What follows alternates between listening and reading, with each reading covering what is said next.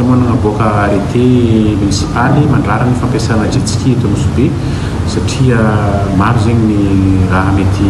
tsy mbaty ny fampiasana jet ski zegny, ao ny tortue-tsika, ao ny olo misaiky amin'ny sisy ranomasy ka izy igny no natao arrêté satria mbola tsisy zegny réglementation mamely tsara hoe karakory atao mampiasa jet ski eto amintsika satria moteur puissant be no ampiasaigny aminazy io dia natao zegny fivoriana ny niaraka tamin'ny APMF tao moa préfet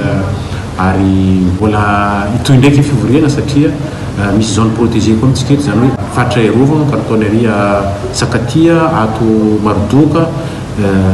zany hoe tsy maintsy arovatsika koa zegny biby agnaty ranomasitsika ao sy ny zone izay efa voafaritry ohatra ny Antanily zao tsy azo ampiasana jet ski mihitsy ary satria ary zegny réserve sous-marintsika koa zay zegny ny antony fivoriana niany ary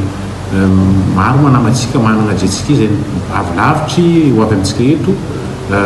eritreritry ny ampiasa jet ski nefa raha fanandesiny baka lavitra any zegny ke tsy fahafantarana zegny mety ho hisy dérogation zegny alefatsika zegny ho an'ny zareo mandritra ny fetin'ny somaroty sady mba ino moa ty promotion Nosy Be koa mba mpizavana amintsika eto an-tanàna hoe misy ranomasy amintsika ty dia ariandrany tsy maiky afahana miala amin'ny plage mandeha agny au large zegny agny au large zegny vao mahazo magnano vitesse ny jet ski fa eo amin'ny 3 nez eo zegny ny vitesse ialagna eo mandritra ny distance ny 300 mètres eo zay vao afaka mampiasa jet ski zegny eto amin'ny Nosy Be fa mbola dinigny zegny magnaraka rehefa vita ny fivoriana zegny aiza ho aiza zegny toerana azo ampiasana jet ski amintsika Nosy Be eto.